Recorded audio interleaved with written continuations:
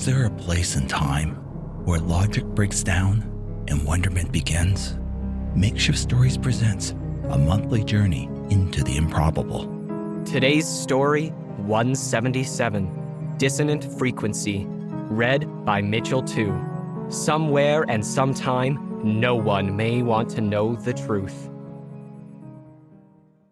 Yanis rubbed his sore, overworked eyes, then checked his watch. The blue numbers flashed languidly back, 2:07 a.m., along with a notification from Maestro Moritz. As usual, the egotistic buffoon was out partying the night before a session, while he, Yanis, did the real work, setting up the resonant frequency equipment. It was this system which, although no one knew, was what people came to be exposed to. The work demanded precision and a deep understanding of physics, two skill sets Yanis knew a self-centered clod like Moritz would never be able to acquire, even if the man was interested, which he wasn't. Each part of the performance had buried within it a set of frequencies which had to be tuned with absolute accuracy, so they would set up the correct, sympathetic resonance in the target. While dealing with sounds in the hundreds of thousands of kilohertz, there was no room for error. Even a fraction of a percentage out, and the massive pulses of inaudible hypersonic energy would resonate with the wrong cells, causing damage and possibly death. It had never happened, but there was always the risk if Yanis allowed anyone else to tune his system. So, to prevent such a situation, he had not documented the use of the equipment, which he had designed around decades-old research a musician had once completed using hypersonic sound in a cancer lab. Yanis stumbled on the experimental results on the Internet archives after finding a reference to the 11th harmonic in a blog post on resonant frequencies. It was his passion, his obsession and genius behind their famous act, sonic alchemy. The other half of the act was the narcissistic front end, Moritz. The man had been a strung-out wannabe pop star when Yanis had scooped the loser out of obscurity and self-abuse to become the public face of sonic alchemy, something which, as it turned out, he was actually good at. Moritz was the consummate performer and personality, always on, always able to convince people of his authenticity and mystic powers. On the other hand, no one would have paid attention to Yanis, who knew people these days did not want to be burdened with details or the facts, especially when they didn't fit their view of the world. They just wanted the magic, and sonic alchemy delivered just that, unexplainable miracle cures. Yanis' watch vibrated with another notification from Moritz. Met a new client, might take some additional setup, talk to you in the morning. There's no time, the idiot doesn't understand. Yanis cursed, and decided he was too tired to make the final adjustments. He shut the lights off and locked the doors to the auditorium. On the way out, he passed the massive electronic banner on the front of the building, sporting a 2-story-high photo of Maestro Moritz Hoffman, master of the mystic healing power of music. Yanis spat at the sign, then turned to walk back to his hotel. And this is my proprietary setup, which took me 10 years to perfect. Yanis could hear Moritz's distinctive baritone echo through the backstage area. The door closed, then 2 sets of footsteps approached. Why do you need all this technology, Maestro Hoffman?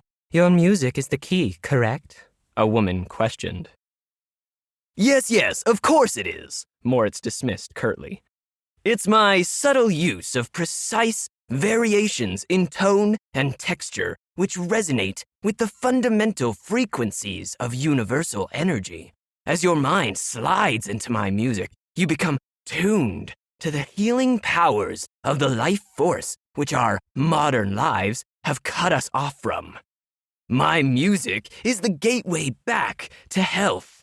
But to ensure you hear every nuance and receive the full benefit, I needed to create the perfect amplification system and listening environment. He stopped and swept an arm around the space. We generally don't give backstage tours, but you are special, Madame Boyko. All this only magnifies my powers, so I can help many people at a time. There are those whom have tried to simply copy my compositions, but all have failed to recreate the therapeutic effect, and that is because they are not me. They are not connected to the healing energy. Here, let me introduce you to my assistant. Yanis turned away from the computer screen he had been using to find Moritz still dressed in his party clothes from the previous night. The man was accompanied by a 50-something woman whom he suspected he would recognize if he bothered following celebrity news. Moritz, you partied all night again? Yanis accused. We've got a performance at 5 today. He was fed up with the man's irresponsible behavior, which had become a problem as Sonic Alchemy's and Moritz's fame grew. The man loved to party and loved the attention. There were times Moritz could barely sit at his keyboard on stage, which forced Yanis to pull off amazing feats to correct the drunk's performance. In reality, the buffoon could have fumbled through a bad rendition of Chopsticks on a toy piano and not have changed the therapeutic effect of a concert.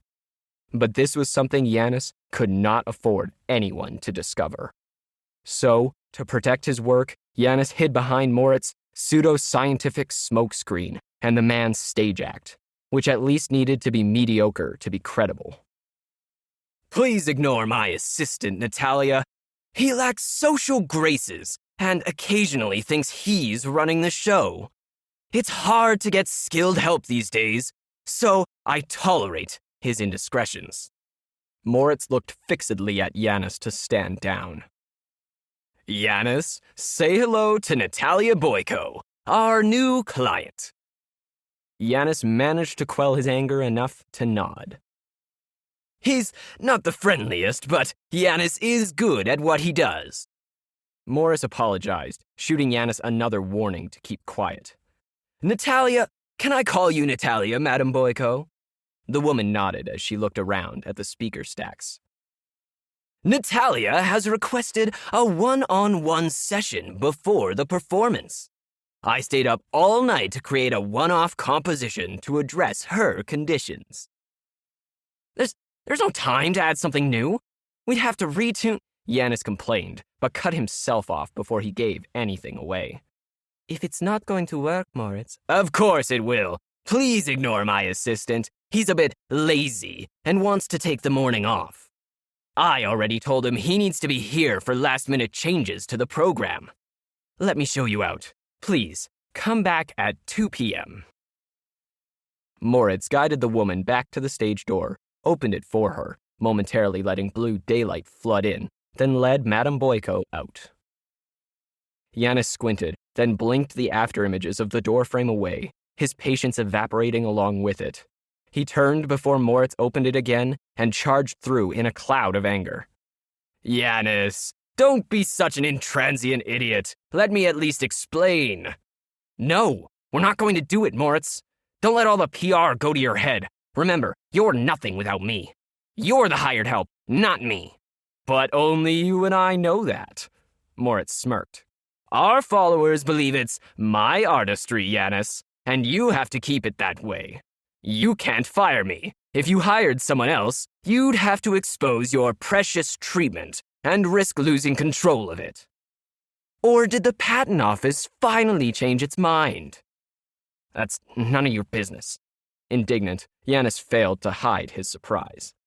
Yes, I know you've been trying to get a patent. I'm not stupid, Yanis. It's hard not to overhear your phone conversations. Let's see if I've got this right. There's already a similar patent, so they've rejected yours, and you haven't been able to connect with the surviving relatives to buy it. So you can't afford anyone finding out the thing actually works. You're exploiting someone else's work, so you're just like me, a fake. Which means we're equal partners, and I, for one, am tired of the roadshow. Yeah, it was necessary to build our brand, but now we can start taking private sessions, make way more, and work way less. Hey man, it's manna from heaven. Just go with it, Yanis, and we can both retire before your secret is discovered. I didn't create the treatment just to have it co-opted by money. Furious, Janus shouted. We're helping people, Moritz. People who would die because they wouldn't be able to afford hypersonic residence if some big company owned it. Okay. Chill, Janus. I get it. But hey, there's no reason we shouldn't cut a few profitable side gigs now and then. We deserve it. And besides, we don't have a choice. I've already taken that woman's money.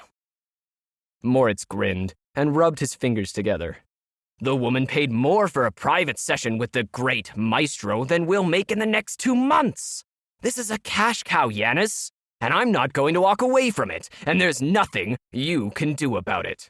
Here's the list of things Natalia wants worked on. Moritz shoved a crumpled note at Janus. But these are all cosmetic issues, and it'll take hours to set up the tuning. Janus scanned the list with disgust. You better get going then, shouldn't you? Red-faced, Janus balled the list up and threw it at Moritz. No, we're not doing this. Leave now. You're fired. I should have gotten rid of you months ago. Moritz laughed. You're just mad. You'll get over it, Janus. You always do. No, not this time. I've had it. You're fired. I mean it. You can't do this without me, Moritz pointed out, but his air of superiority was beginning to waver. I can, and I will. I may not own a patent for the resonator, but I do own the copyright to the music I had composed for you. You've mostly been airbanding it recently anyways. Oh, don't look so surprised. You've been either drunk on stage or hungover from some party, so I was forced to automate the performance. It's all MIDI triggers now. All I have to do is hit a few keys on the piano at more or less the right time. You didn't think it was all you, did you? I'm sure I can handle the performance. Your loyal audience is going to find out the treatment has nothing to do with you. They'll think it's the music. Now get out, Moritz. Moritz stood for a second in disbelief, looking like he had been blindsided by a truck, then slowly bent down and picked up the crumpled list, looked at it, shook his head, and turned to leave. I'll collect my stuff then. You'll want me back. You'll see. Janus watched the man walk into the control room, then, a few seconds later, emerge, carrying a small rucksack. You're going to regret this, Janus. Go. I don't want to see you here again. Janus calmed himself down. Now that he was both performer and treatment manager, he needed to concentrate on the setup. He pulled up the list of cancers to be targeted for the afternoon's performance. Each needed to receive 3 to 5 minutes of very specific hypersonic audio pulses. Generally, one treatment was all that was required to destroy the malignant cells. However, some people with more advanced cancers needed 2 or 3 exposures. Janus had developed post-treatment full-body ultrasounds, which the patients walked through when they exited the auditorium. Each was given a printout of the scan to prove the results of the session. He keyed in the final frequency set. Normally, he'd turn the system on and test it on cell samples, but without Moritz, he needed the extra time to practice airbanding the concert. Janus was nervous as he stepped onto the stage. He wasn't used to being in front of the crowd, and had generally avoided placing himself in situations like this. It was why he had hired the buffoon Moritz, but he'd rather be on stage than deal with the man's ego and demands. The spotlight came on, and the buzz of voices faded. Good afternoon, ladies and gents. I'm Janus Segal. Normally, I work behind the scenes, but due to unforeseen circumstances, I'll be performing for you today. Where's Moritz? We came for Moritz! Someone jeered.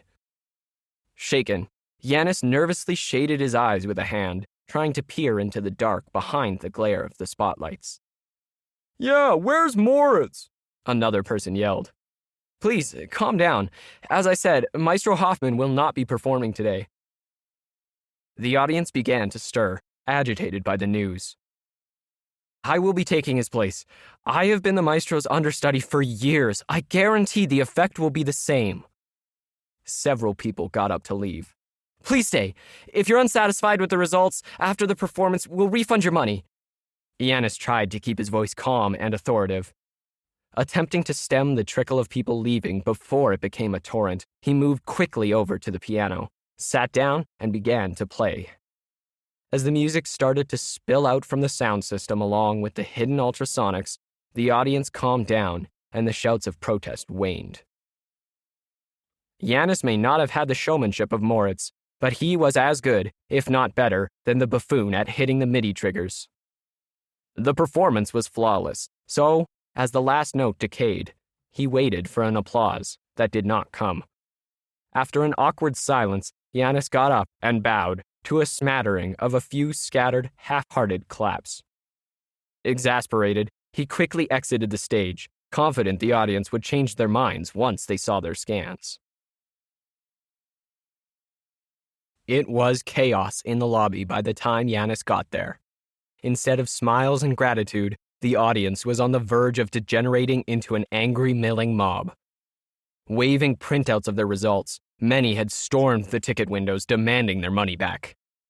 Acting like cornered fawns, the cashiers had backed away from their wickets, nervously waiting for someone to tell them what to do. Yanis was confounded by the scene. Nothing had changed in the setup. The treatment should have been a success. He should be seeing happy, thankful people instead of a wild-eyed riot on the edge of stampeding.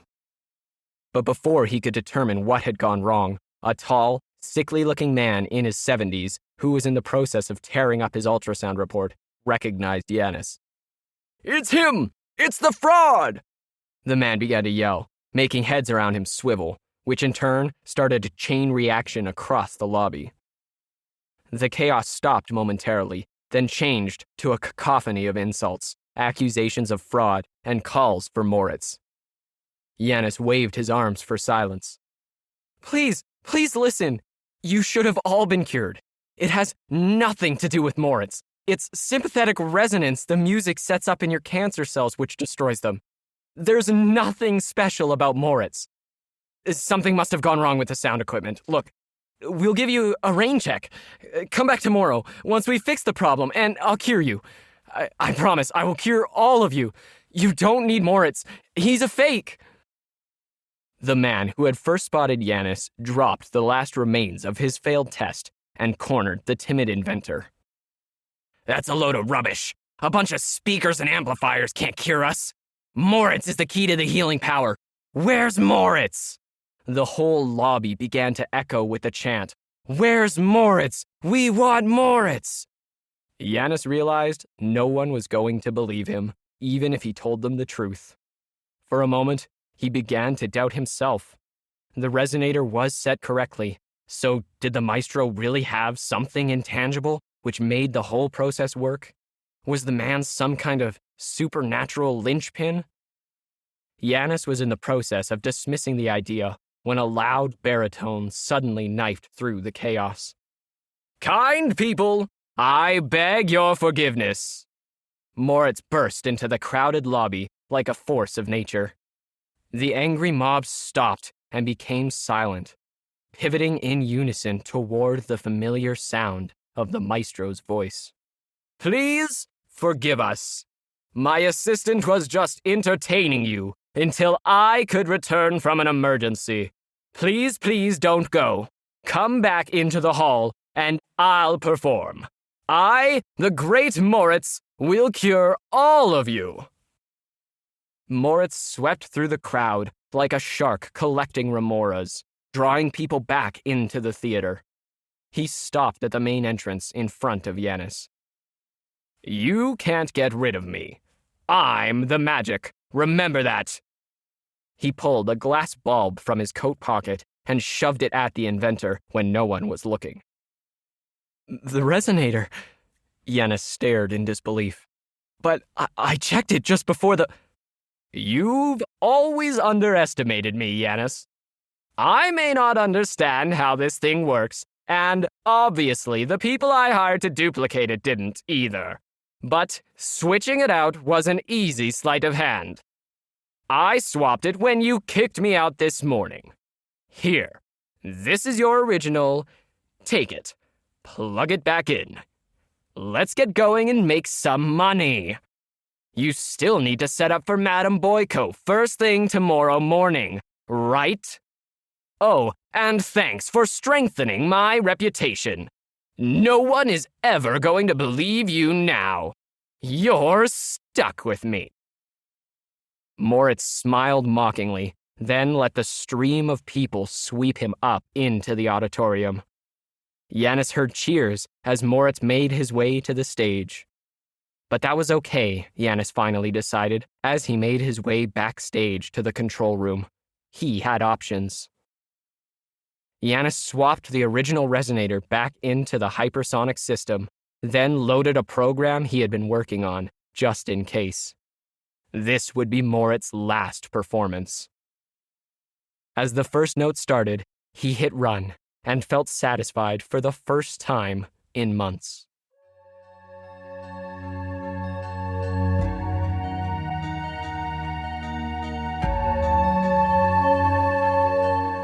Makeshift Stories is a proud member of the Alberta Podcast Network, powered by ATB Financial.